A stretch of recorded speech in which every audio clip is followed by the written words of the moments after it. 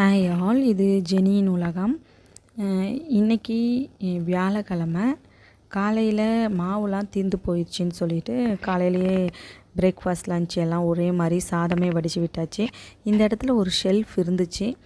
அந்த ஷெல்ஃபு கொஞ்சம் இடம் வெளிச்சம் வர மாட்டேங்குதுன்னு சொல்லிட்டு இந்த பக்கம் எடுத்து டைனிங் டேபிள் எல்லாத்தையுமே அப்படியே கொஞ்சம் செட்டப்லாம் மாற்றிட்டு ஃப்ரிட்ஜை அந்த பக்கம் தூக்கிட்டு போயிட்டேன்.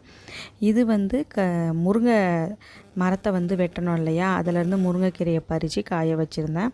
இது சோத்து வடகம். அது சும்மா சாதம், பழைய சாதம் மீதி இருந்ததில் செஞ்சு பார்க்கலான்ட்டு செஞ்சு பார்த்தேன். அதுவும் சூப்பராக காஞ்சிருச்சு.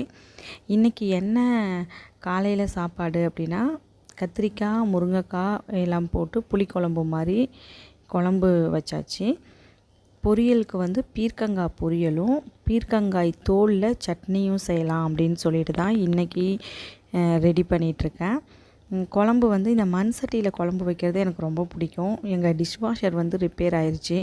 அது என்ன ரிப்பேரு அப்படின்னு சொன்னால், தண்ணி லீக் ஆகுது.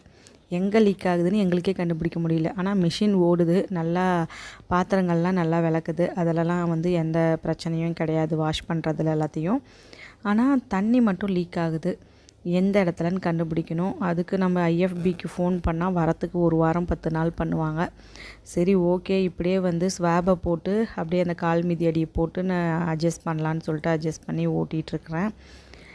இன்றைக்கி இந்த பீர்க்கங்காய் துவையல் எப்படி பண்ணினேன் அப்படின்னா, எண்ணெய் ஊற்றிட்டு கடுகு உளுத்தம்பருப்பு போட்டு தாளிச்சிட்டு, பூண்டு, அந்த தோல், பீர்க்கங்காய் தோல், வரமிளகா, கொஞ்சம் கடலப்பருப்பு, உளுத்தம்பருப்பு எல்லாம் போட்டு வதக்கிட்டு, தேங்காய் கொஞ்சம் போட்டு, புளி கொஞ்சம் போட்டு, தேவையான அளவு உப்பு போட்டு அரைச்சிட்டோம் அப்படின்னா பீர்க்கங்காய் துவையல் ரெடி ஆயிரும்.